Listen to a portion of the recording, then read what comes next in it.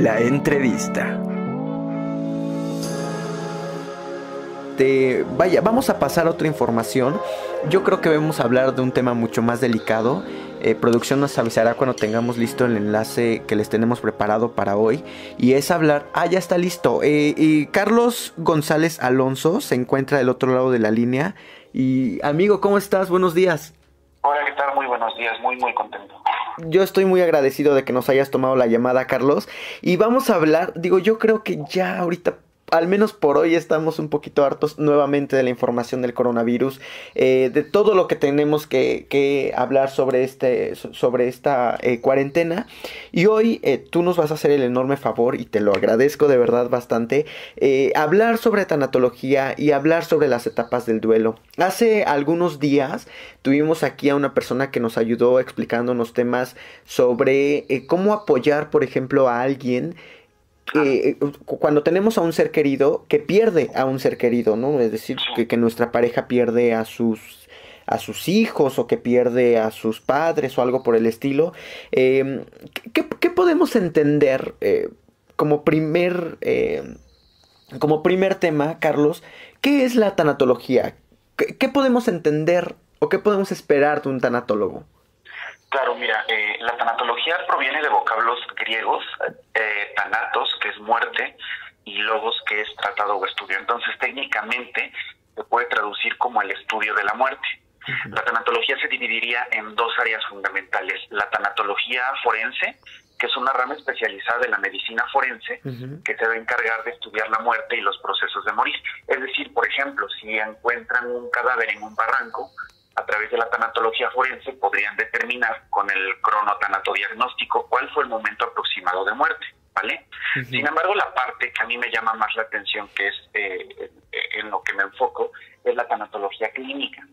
Y esto es una disciplina científica que se encarga de encontrarle un sentido al proceso de muerte, a los ritos, al significado propiamente de la muerte, uh-huh, y de los duelos derivados de pérdidas significativas, ¿sale? O sea, no necesariamente estaríamos hablando de acompañamientos hacia la muerte física de una persona, sino cualquier tipo de pérdida que sea significativa. Piensa uh-huh, tú, por ejemplo, en una pérdida del trabajo. Uh-huh. Es un proceso de duelo, entonces el tanatólogo puede hacer acompañamiento, uh-huh, en ese momento. El divorcio de los papás es un proceso, uh-huh, de duelo para los niños, ¿vale? A mí me parece que la tanatología es bien importante porque, al final de cuentas, todos tenemos duelos, siempre, ¿no? Uh-huh. Entonces, yo siempre he dicho que en tanatología nos deberían formar a todos, ¿no? Y se nos debería dar educación tanatológica, es parte también de nuestra chamba, ¿no? Ser de alguna manera psicoeducadores y comenzar a trabajar con este tipo de cuestiones, ¿no? Uh-huh. Claro, sí, lo platicábamos hace tiempo, alguien nos vino a hablar sobre el tema educativo y nos decían es que a veces se nos olvida, por ejemplo, que en el proceso educativo pueden pasar muchísimas cosas. Entre ellas hablábamos de la muerte y nos hablaba del mismo tema, ¿no? De la intención de contar, por ejemplo, con expertos de la muerte en las escuelas. México difícilmente podría por la cuestión de la desigualdad educativa, pero en otros países se cuenta con gente experta que va acompañando, por ejemplo, a los alumnos en su camino profesional, pero sí, también en su camino, en su vida personal. Pues es decir, si durante la secundaria, que se podría decir es una de las etapas más complicadas como del desarrollo, pierden a sus papás o pierden a sus hermanos o algo por el estilo, hay quien les pueda ayudar, más allá de un psicólogo o de un terapeuta, que les ayude a alguien experto en la muerte, ¿no?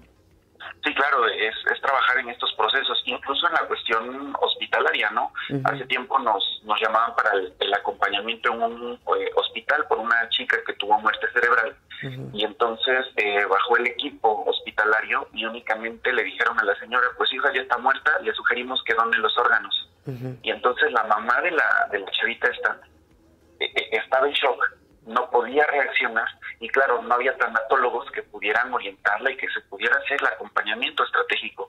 Y muchas veces esto trae como problema que la persona se estanque en el duelo, ¿no? Existen distintos tipos de duelo, que más adelante lo vamos a platicar. La persona se puede estancar y es ahí cuando se vuelve mucho más complejo trabajar el proceso. Uh-huh. Justamente esa era mi siguiente pregunta, Carlos. ¿Qué puede pasar si una persona no recibe la atención necesaria, la orientación necesaria para poder enfrentar un duelo? Pues mira, si no trabaja el duelo de manera oportuna, la persona se estanca y lo puede volver patológico, ¿no? Hablamos de duelos que, por ejemplo, pueden pasar 2, 3 años y la persona sigue sufriendo por la pérdida del tipo que haya sido, pero sigue sufriendo por la pérdida en particular, ¿no? Entonces, ahí estamos hablando de duelos patológicos, ¿vale? Duelo también proviene de vocablos en latín dolus, que significa dolor o pena. Y en términos muy, muy sencillos, el duelo es un proceso psicológico que se produce a partir de una pérdida, ¿sale? Entonces, el duelo siempre la gente pregunta, ¿puede evitar el duelo? No, el duelo es un proceso, ¿vale? Que todos vamos a atravesar. ¿Qué es una pérdida? Bueno, pues una pérdida sería la carencia de algo que tenías, ¿sale? Entonces, cuando hay una pérdida significativa, la persona siempre va a atravesar este duelo, ¿no? Hay una máxima en tanatología, hablando de pérdidas, que dice que toda pérdida tiene una ganancia, ¿no? Mi primera pérdida fue salir del confort del útero, pero gané mi ser. Entonces, parte del proceso tanatológico que nosotros vamos a realizar es ir haciendo el acompañamiento con la persona y al final verificar cuál es la ganancia que se va a encontrar por esa pérdida. Si tú le hablas a la persona en un principio, cuando está en un momento de shock, que va a tener una ganancia, la persona nos va a mandar, pero si bien lejos, ¿no? Porque no lo va a comprender, pero al final sí. Y retomo este punto, ¿no? Ahorita que tú comentabas que las personas realmente ya se sienten quizá cansadas, frustradas, porque todos los medios de comunicación están hablando sobre el coronavirus. Algo que he notado también es que las personas tienen la necesidad de estar hablando del tema también. O sea, por un lado lo rechazamos, pero por otro lado tenemos la necesidad de estar hablando. Claro, porque aquí estamos hablando de un impacto emocional por un duelo. ¿Qué estamos perdiendo ahorita? Bueno, pues estamos perdiendo la libertad de salir a la calle. Claro. Estamos perdiendo la seguridad o la sensación de estar bien. Entonces, ahorita todos estamos viviendo un proceso tanatológico, ¿sale? Estamos en esta etapa de duelo precisamente, y cuando pase, vamos a encontrar la ganancia. ¿Cuál va a ser? Aprendimos y nos volvemos más fuertes. Somos resilientes, ¿no? Entonces, esa va a ser seguramente la ganancia que podremos encontrar dentro de este proceso, ¿no? Ahora bien, existe una pionera en tanatología, es la doctora Elizabeth Kubler-Ross. Nosotros la ponemos como la máxima figura de la tanatología a nivel mundial. Y bueno, la doctora Elizabeth Kubler-Ross comienza a trabajar con pacientes moribundos, ese es el término correcto, o pacientes que están en fase terminal, y entonces ella comienza a darse cuenta de las distintas etapas que se viven en el proceso y nos deja grandes enseñanzas. La doctora Kubler-Ross se reclutó para ayudar a las personas que habían sobrevivido de los campos de concentración en la ocupación nazi. Y entonces ahí tiene como su primera experiencia con la muerte, porque vio que en las paredes, en los campos de concentración, los niños judíos habían dejado dibujitos de orugas, porque las orugas se convertían en mariposas. Entonces los niños entendían que iban a trascender. Por eso es que si te das cuenta, siempre que ves, por ejemplo, en internet imágenes de tanatología, lo asociamos siempre a mariposas. Ok, no había puesto atención. Porque hablamos de una cuestión de trascendencia, ¿no? Entonces la doctora Kubler-Ross nos establece las etapas del duelo y nos pone 5 grandes etapas para trabajar duelos, ¿sale? 5 grandes etapas que todos vamos a atravesar cuando tengamos pérdidas significativas. Mira, y las etapas con las que trabajamos son la negación, la ira, la negociación, la depresión y finalmente la aceptación. Chequemos brevemente cuál es cada una de ellas. Por favor. La primera etapa es la negación. Esta va a ocurrir o se va a entender como una conmoción inicial ante una noticia impactante. Aquí nuestros sentidos nos van a defender y nos bloquean para no creerlo. Te pongo un ejemplo claro. Cuando le avisan, hablemos de un duelo anticipatorio, ¿sale? Cuando le avisan a una persona que tiene una enfermedad terminal, entonces, ¿qué es lo primero que decimos? no puede ser. Es irreal, no está pasando. Me están equivocando, no me está pasando, no me puede estar pasando a mí, ¿sale? Cuando a una persona le hablan por teléfono para avisarle que de Semefo que tiene que ir a reconocer el cadáver de su familiar porque está muerto, ¿sale? La primera fase entonces siempre va a ser negación y nos ocurre absolutamente a todos, ¿sale? Incluso, por ejemplo, en infidelidades de pareja, ¿no? Cuando te enteras que hay una infidelidad, lo primero que hacemos es negar. No puede ser, no me puede estar pasando a mí, ¿sale? Es la primera etapa. Después vendrá una etapa 2, que es la fase de ira o de rabia, le llaman otros. El enojo. Esta es una etapa en la que con frecuencia nos vamos a encontrar, ¿no? Es un enojo y un enojo contra quien se deje, ¿sale? Nos podemos enojar con nosotros mismos. En el caso de muerte física de la persona, nos podemos enojar con la persona que murió, ¿no? Claro, sí. Piensa tú en una situación quizá en la que una persona decidió quitarse la vida, ¿no? Entonces hay suicidio. Y cuando estamos en enojo nos vamos a enojar con la persona que se suicidó, ¿no? Porque nos dejó abandonados. En esta etapa incluso las personas se enojan con Dios, ¿sale? Entonces...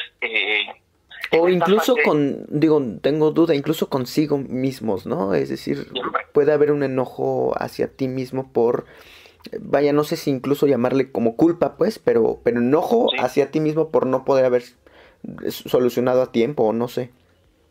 Sí, claro, te vas a enojar tan fuerte, y aquí el tanatólogo, aquí es la importancia precisamente de formarnos en tanatología, porque nosotros como tanatólogos debemos poder ubicar en qué fase está la persona. Por ejemplo, si una persona está en la fase ira, rabia o enojo, y le comienzas a hablar de tener fe en Dios, no va a querer recibir la ayuda del tanatólogo.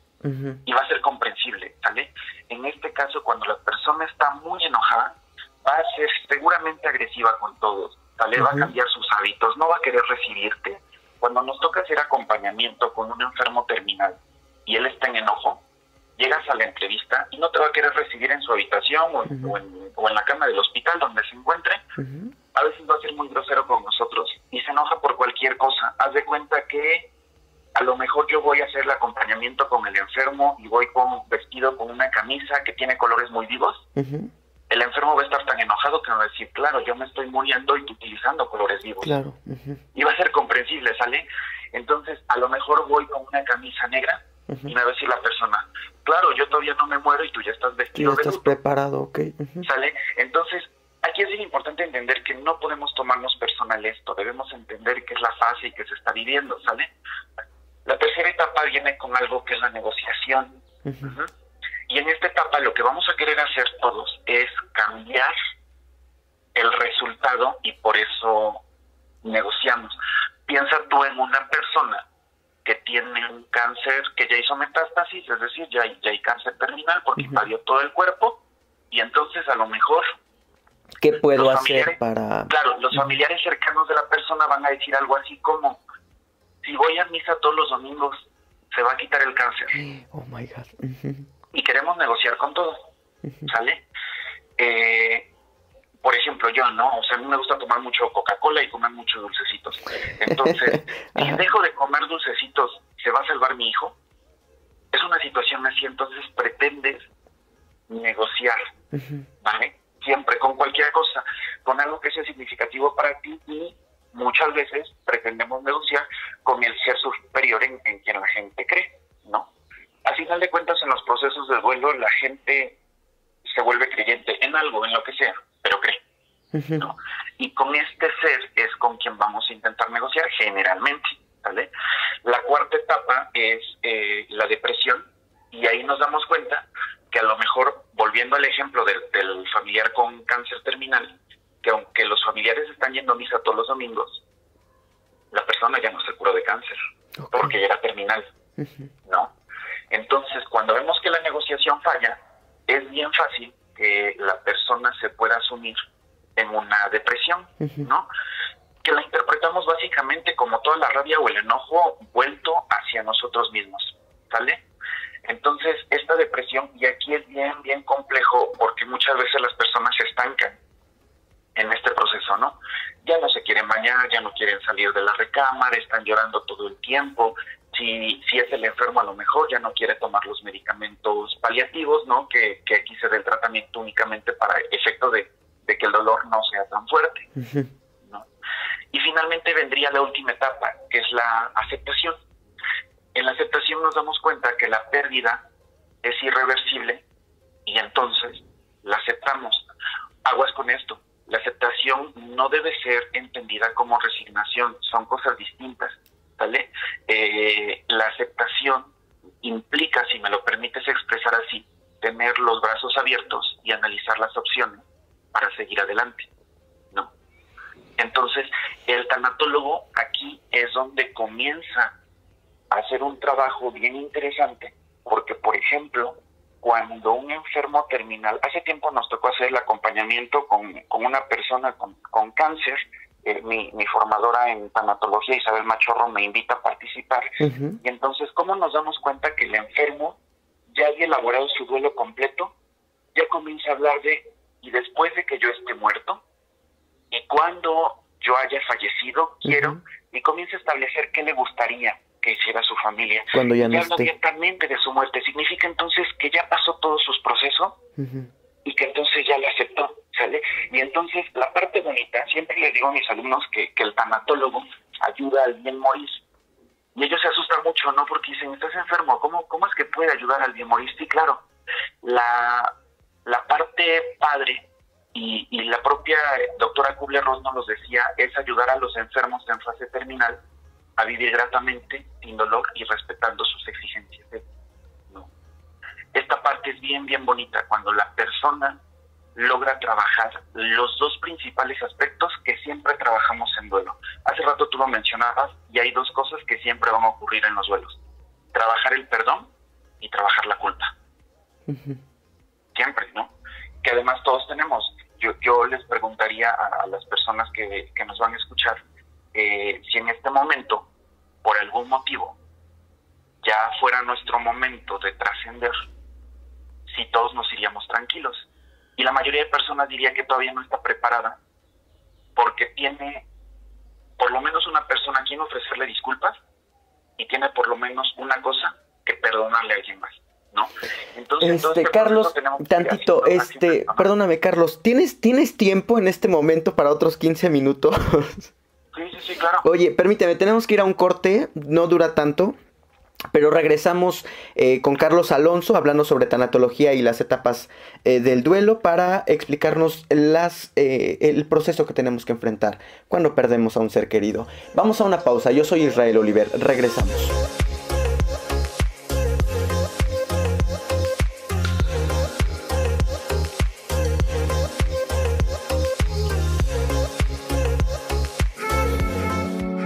Toda la información de este programa está disponible en Facebook. Búscanos, Israel Oliver.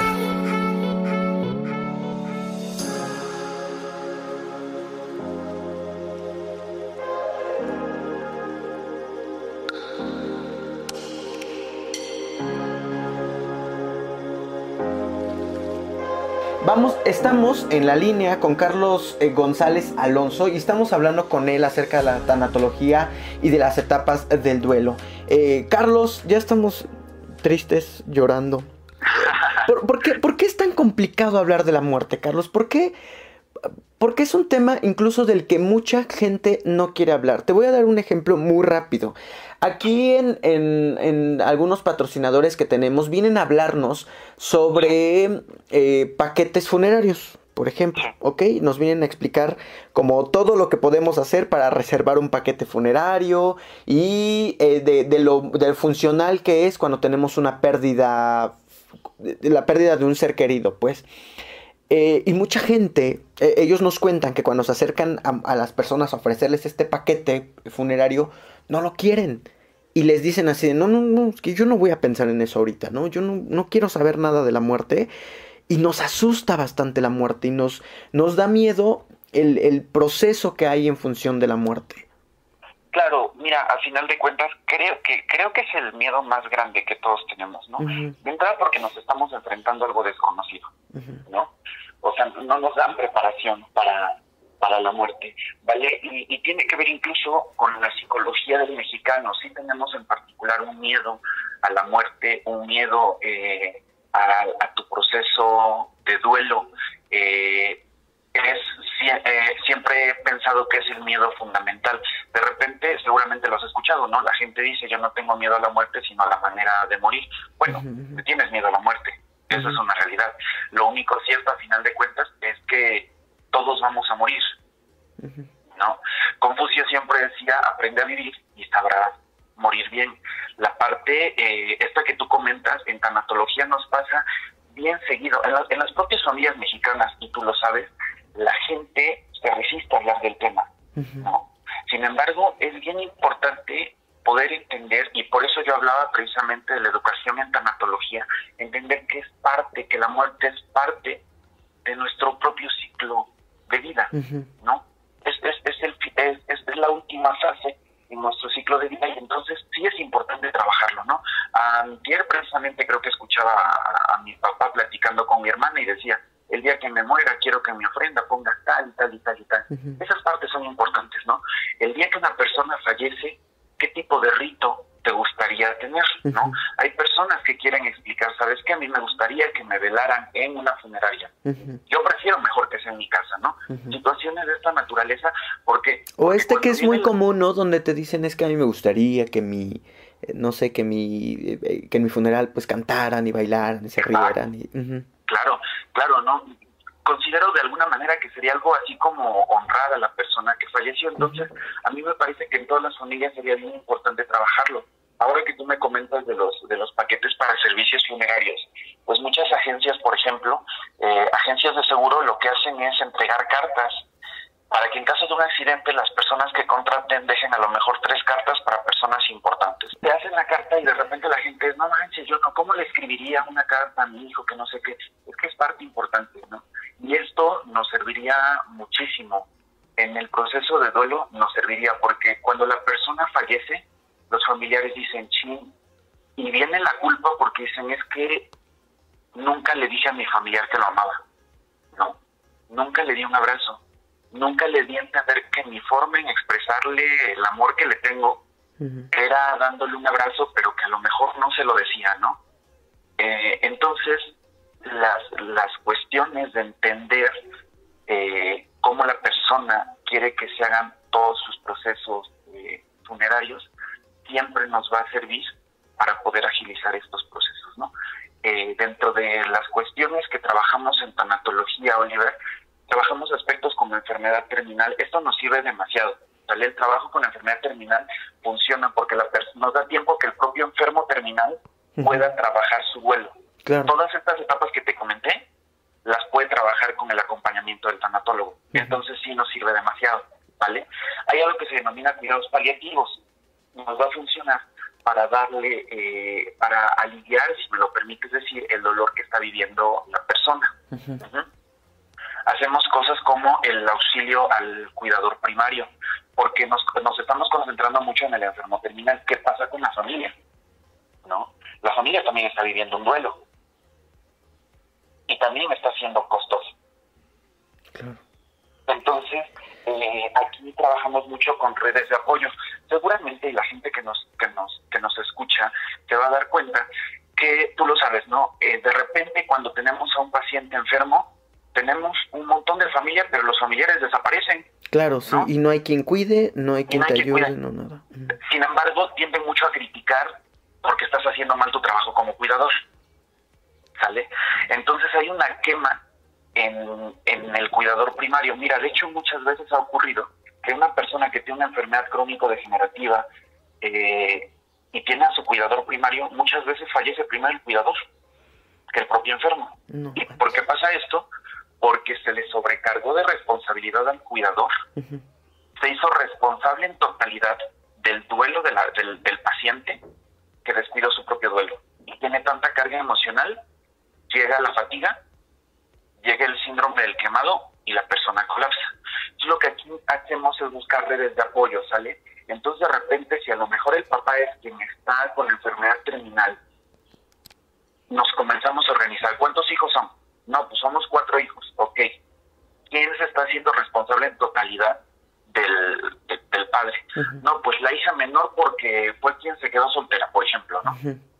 Ok, entonces tenemos que organizar y comenzar a repartir responsabilidades, hacer actividades que permitan que el cuidador primario pueda también desestresarse. Esto es chamba del tanatólogo. Entonces hacemos reuniones con la familia y comenzamos a organizar, siempre escuchando. Nosotros no tomamos la decisión, ¿vale?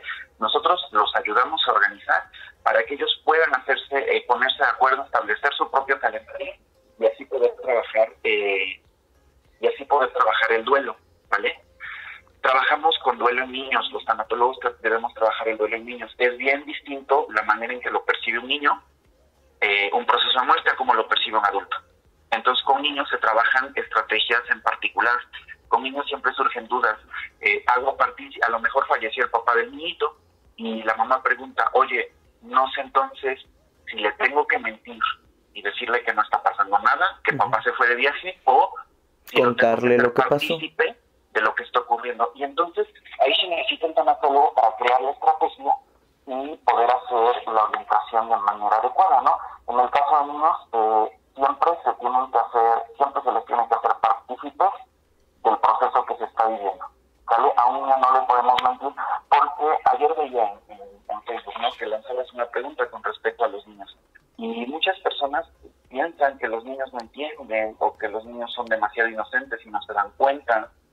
Muchos, mucho más arriesgados, dicen incluso que pareciera ser que los niños los toman como tontos, ¿no? El niño siempre se va a dar cuenta de lo que está pasando. Claro. Entonces lo debemos hacer partícipe de este proceso, claro, considerando en cuenta el desarrollo cognitivo y emocional que está teniendo el niño, ¿no?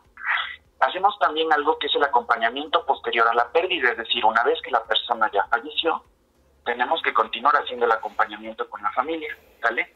Y en tanatología se trabaja con algo en lo que sí te tienes que especializar todavía mucho más, que se llama intervención tanatológica en casos de muertes violentas, ¿no? Que esto ocurre, por ejemplo, en casos de suicidios y de homicidios.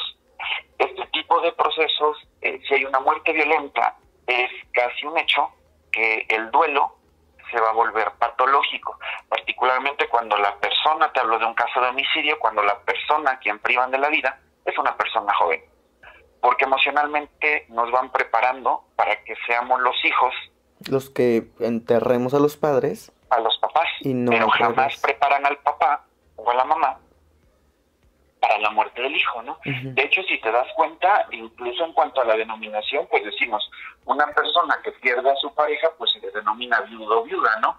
Una persona que pierde a sus padres, pues se le denomina huérfano, pero técnicamente no hay una denominación para una persona que pierde un hijo, porque se asume que es el dolor más fuerte que alguien pudiera experimentar.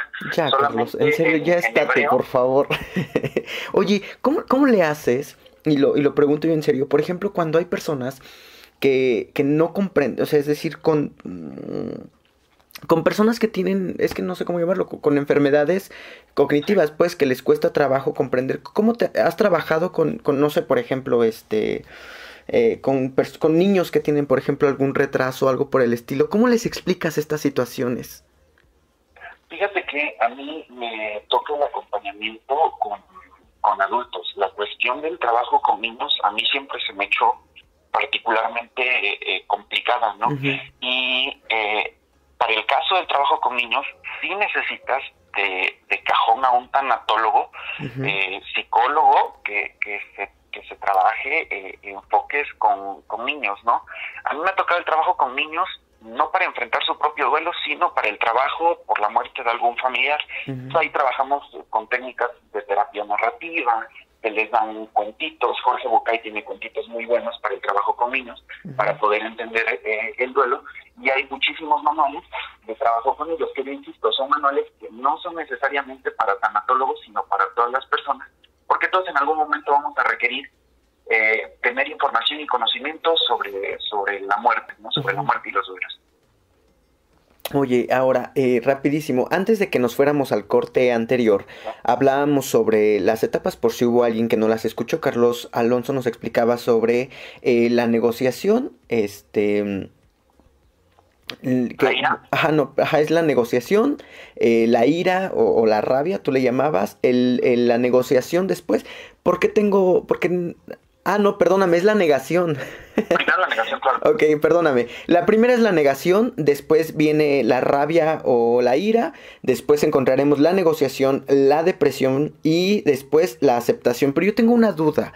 Hay, y yo creo que como en todo momento, hay quienes se puedan saltar algunas etapas, es decir, yo me entero en este momento de la muerte de algún familiar y no experimento, por ejemplo, la negación y me voy directamente a, no sé, a la negociación o a la depresión. Eh, O eventualmente, o de manera eventual tendré que presentarlas todas, quizá en tiempos muy cortos o en episodios muy, muy efímeros.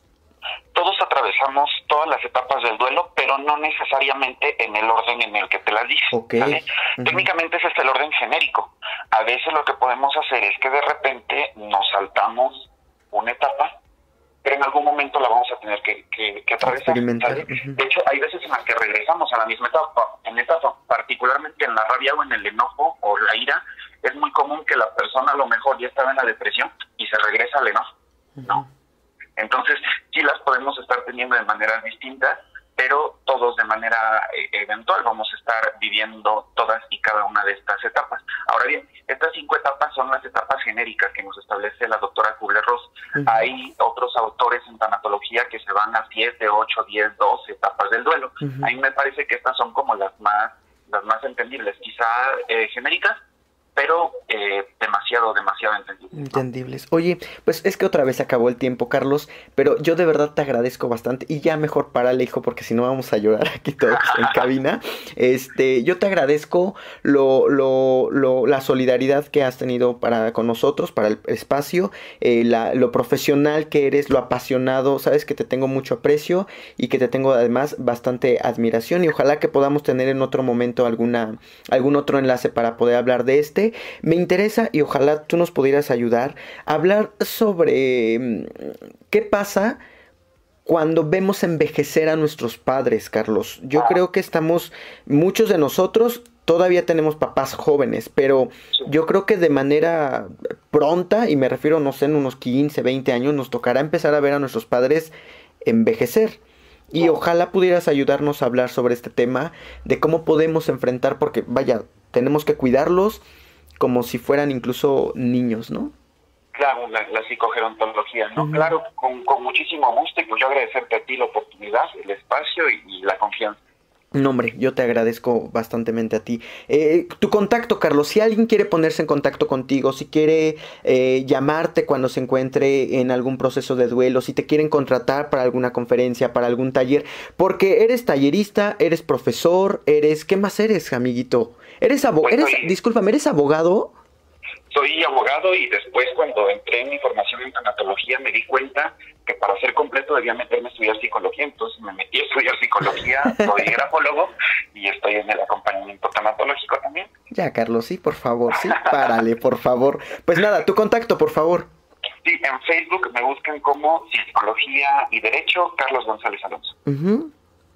Y ahí estamos. Igual subo muchísimos libros para la gente que esté interesada, libros digitales con respecto a este tipo de temas que pudieran consultar, infografía y demás. Entonces, Psicología y Derecho, Carlos González Alonso. González Alonso. ¿Tendrás algún número o ahí mismo en la página por si se quieren poner en Sí, contacto claro, contigo? 2229 Ujú. 01 54 92. Pues ahí está. Y quedamos entonces. Va que vaya. Además es un tipo súper divertido. Entonces no se la van a pasar mal si lo contratan para algo. Te agradezco bastante, Carlos. A ti muchísimas gracias, que esté muy bien. Igualmente, hasta pronto. Hablamos con Carlos González Alonso sobre la tanatología, sobre las etapas del duelo, sobre todo el proceso que tenemos que enfrentar cuando perdemos a alguien, sobre el proceso personal, grupal y todo lo que tenemos que hacer. Vamos a ir a una pausa y regresamos porque tenemos bastante información para el día de hoy. Yo soy Israel Oliver. No se vayan, por favor. Quédense. Regresamos.